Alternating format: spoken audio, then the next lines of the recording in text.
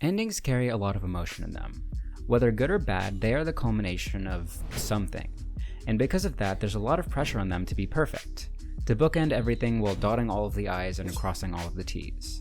For an ending that's meant to be happy, it's really easy for people to try to make everything as singularly happy as it can be. A picturesque finale, leaving everyone fulfilled and full of gratitude with all of their problems resolved. And while these endings can be good, they're common and often one note: a happily ever after. It takes a truly exceptional storyteller to attempt something different, to help a story reach its full potential by accepting imperfections. And one of the greatest examples of this comes in the ending to In Stars and Time. As one would expect on a video talking about the ending of something, spoilers should be a given, but I really implore you to buy this game for yourself. $20 for this experience is so worth it. It's genuinely the best game I've played in years. Anyways, with that aside, let's get to it. To figure out what makes the ending to this game so special, I first want to establish what makes the story unique in its entirety. So, In Stars and Time is a character-based story. The world and the conflict and everything else about this game is incredible, but when you boil it down, everything revolves around the main party and the decisions they make. And in retrospect, it's kind of incredible how the game deceives not only you, but also the main character into thinking that this may not be the case. The objective of this game is to escape the seemingly endless time loop that the main character find themselves stuck in. Throughout the course of the game, you and Siffrin are guided to suspect many things as being responsible for this central problem. The main antagonist, the people by your side, the universe itself, but in the end, the solution is something a lot simpler and a lot more personal. For you as the player, the game throws out all of these extremely interesting and captivating bits of lore that drag you around in every which way, tricking you into believing the core of the game to be something grandiose and out of your control. And a similar thing is simultaneously taking place for Siffrin. His insecurities about his friends, his connections with the villain, the responsibilities that rests on his shoulders, all of these things seem to insist that they are the answer, or at least the ghost of one, that they could finally free him, but in the end they only make it harder for him to realize his own desire, how alone he truly feels, and what it's doing to those around him. The main character is stuck in a time loop, and the time loop genre has been very well explored in the past, and a very common idea in it is the concept of the perfect day. Usually in stories it comes way earlier than it does in Stars and Time, but it's the moment where the looper in question decides to make the most of their ill-fated power, and attempts to live out the day the best they possibly can. And they do. They make all of the best choices and talk to all of the right people in all of the right ways. And In Stars and Time has that, and it's one of the most impactful loops aside from the actual ending to the game. In this loop, Siffrin goes around and spends time with all of his friends. He calmly drifts around the starting town and has a conversation with each and every one of the people around him, trying his best to help them with their troubles. This intention isn't purely selfless, of course, as this is just the latest red herring Siffrin thinks will solve all of his problems, and reflecting that, even in the loop, he doesn't act perfectly. He makes a lot of mistakes, but his effort to try and help his friends comes through, and he ends up making a lot of people's lives a whole lot better. Each party member has their moment with Siffrin, discussing their past, their insecurities, their desires, and it's really cute. Throughout the loop, Siffrin has grown increasingly unstable and uncommunicative with his party, which is understandable given the personal purgatory he finds himself in. But in this loop, Siffrin finds a little reprieve in the novelty of it all. The fact that these are new interactions, new conversations, sides of his friends that he's never seen before. It's genuinely so well done. And on a meta level, we're experiencing a lot of the same emotions that Siffrin is. Having been stuck in his tunnel vision point of view for so long, these moments let the character shine in new ways. It adds a dimension to them that may have slowly fallen away through repetition after repetition. And even further to that effect, the game introduces a slew of new cutscenes and set pieces with unique CGs to go along with it. All of this just goes to hammer in the significance of this loop. As a player, it convinces you of the same thing that Siffrin believes in so strongly. This is it. This is the end, the triumphant victory lap before the end credits. And the game lets you stew in this for so long that I'd call it sadistic. The game has a fast restart system to make the incremental loops easier to parse through. It's a quality of life thing that makes what could have been a really grueling experience quick and painless. But to initiate this loop, you have to start from the opening town, which means you have to run through the entire final dungeon from the start. And this isn't a problem at all. The game adds so many things to make this feel important. The main party members are stronger, their bond is deeper, and they all have slightly different dialogue options that show how much they care about each other. At one of the rest points in this rush to the end, Siffrin confronts one of their party members, Odile, after remembering that Odile said they weren't friends in a different loop. And after hearing his worries, all of his party members reassure him and tell them that they aren't friends, they're family. It's such an adorable moment, and from that point on, every time your party is referenced, they're called your family. And it's at this point in most stories that the loop would end. The main character found his perfect moment, his family, his happily ever after. But he didn't. He may have tried to live that day to its fullest by indulging everyone around him, but Siffrin didn't do the one thing he needed to do. Confront the things that he's been feeling and talk about them to the people closest to him. Throughout the entire story, Siffrin never opens up about the time loop he's stuck in. But more than that, he never opens up about how scared and worried he is. Even in the moment where he realized his party members saw him as family, he learned this without ever properly expressing the insecurity that sat at the root of his concerns.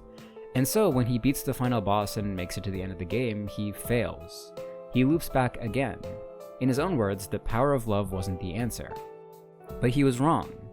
It was so close to being the answer, but he didn't realize that no matter how perfectly he acts, no matter how much the people around him care and how much he cares back, it doesn't mean anything if you don't let them be the answer. So many times on this perfect day, Isabeau and Odile and all of his friends try their best to understand. None of them are stupid. They can see how hurt and worried Siffrin is, but he never lets them in. They rely on him and it helps, and they wait patiently for him to rely on them too, but it never happens. The moment after Siffrin loops back to the past from his ending that's supposed to be perfect, you can see the cracks in his sanity start to widen even further. Even after he realizes how much they all care for him and he notices how much that truly means to him, he only pushes them away more and more. He still cares about them on paper and enjoys the time he spends with his family, but the hopelessness of the situation and the fact that he did everything perfectly and still lost changes him. Time loop stories have a tendency to drive the main character insane. It only makes sense given their content. But from the outside, it can be hard to understand the reasoning behind this.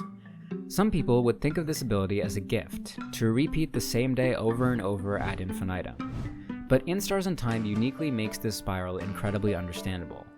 Building up relationships with people and watching them crumble all through no perceived fault of your own. Witnessing your family die and come back and die again. Being the only one who knows what you're going through, the only one who understands your pain. It would make you feel like you're the only one that really exists, living in a parade of mannequins with your family's faces and names. Eventually, everything around you would become a means to an end that's perpetually eluded you, and this is the tragedy that occurs in this game. Siffrin has his perfect loop. He lives the day of his dreams with the people he never wants to let go, and it all crumbles to stardust as if it never happened. So what's next? Siffrin's mind has already been eroded at this point. The familiar and comforting faces of his family haunt him. Their deaths probably occupy as much of his memory as their lives. And no matter what he does, what he says to them, nothing persists, nothing changes.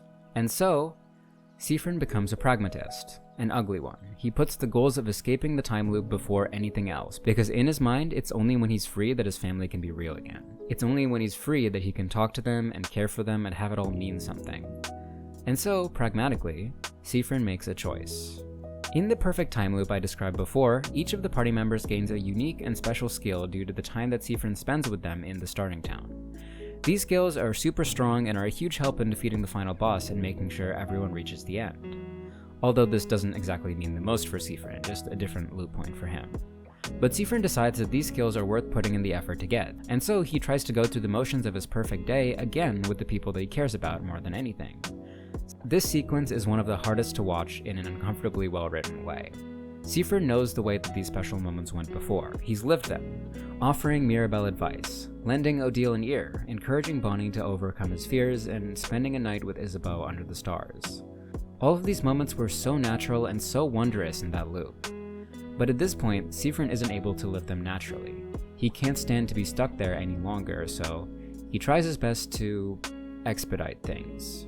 Intruding on Mirabelle's personal life, snapping at Odile and running off, tripping on a rock in purpose in order to get Bonnie to help him, and zoning out through every word Isabeau tries to say to you.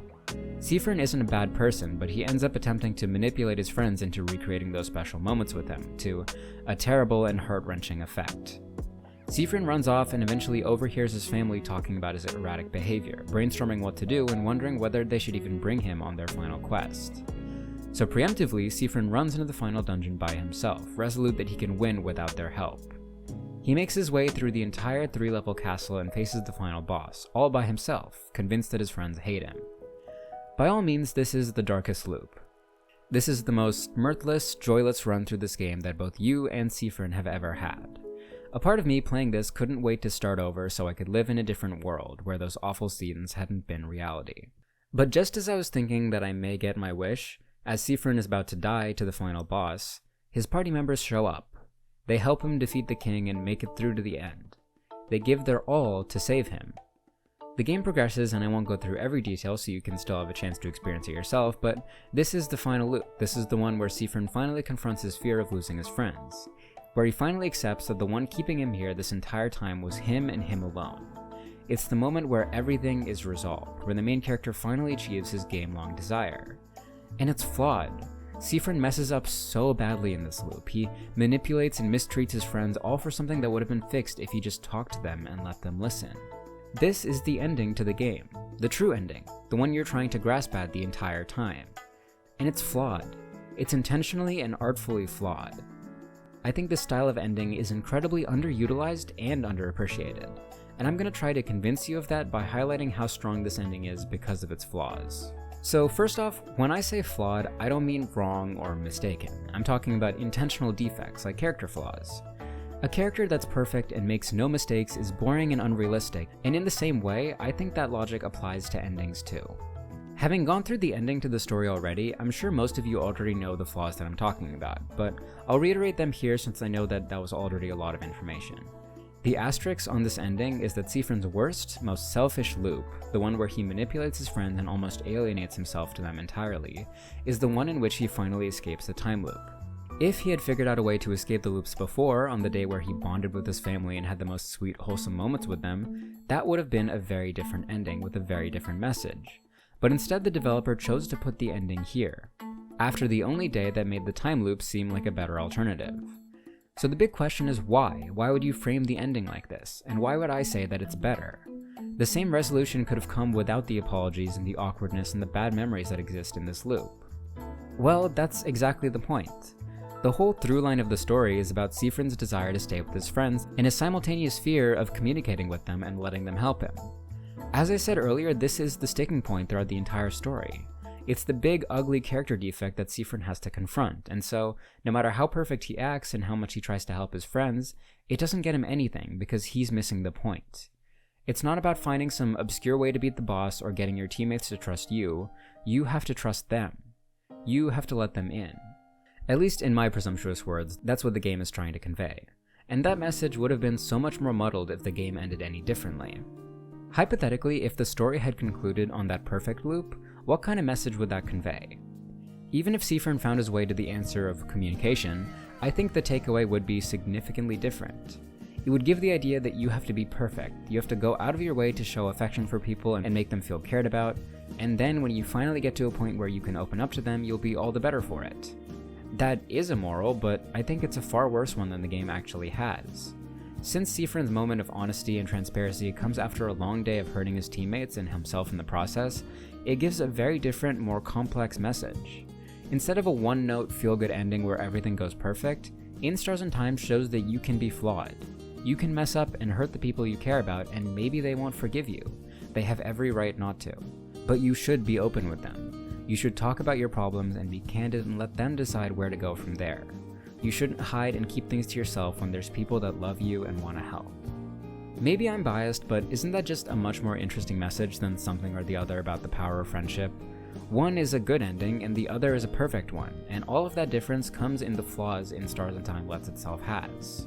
And it's not just the morals and message of the game that benefit from having a flawed ending, it's the story and characters too. I'll admit, I am a perfectionist in pretty much everything that I do, so it's really hard for me to see a story wrap with things not fully settled. That's why I fall into reading so many trash power fantasy stuff, cause it's predictable and always ends up dotting every I and crossing every T. But that's boring, and I can recognize that. It's a lot more effective and interesting to have characters be left slightly open, with problems that aren't neatly resolved and tied off with a little bow. My favorite example is with Mirabelle and her difference in the perfect loop versus the one that eventually leads into the ending.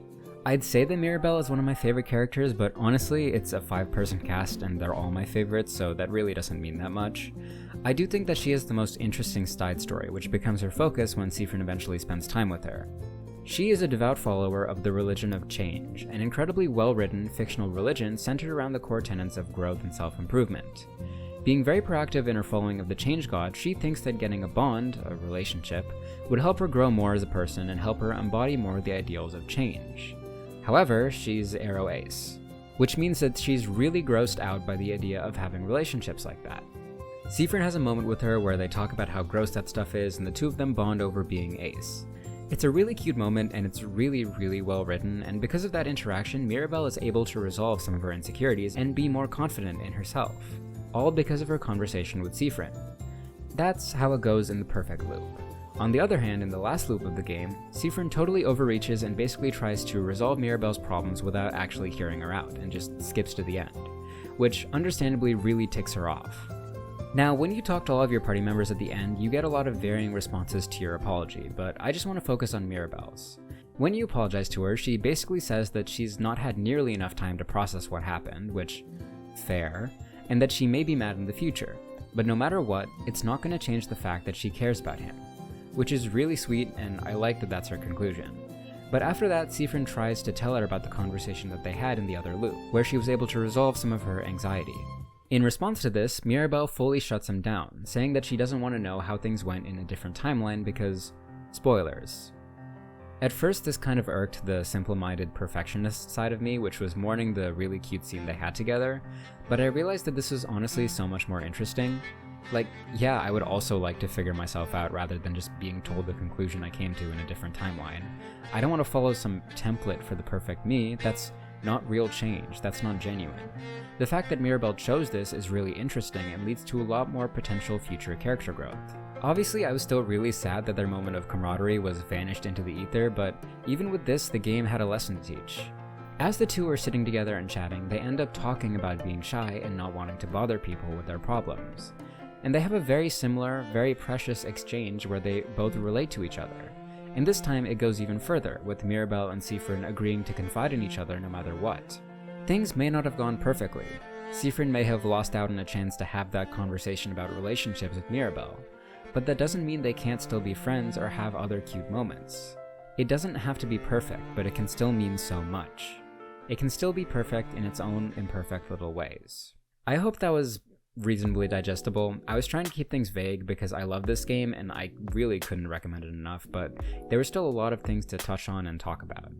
I hope you're able to understand what I mean by an imperfect ending. I think too many pieces of media are obsessed with making things clean and sanitized and single-mindedly complete, and honestly that sucks because there's so many other ways you can take a story that can have such great effects. I know that the more simple ending will always be more popular and prevalent, but I wanted to write my love letter to this game and its decisions regardless. Thank you so much for watching.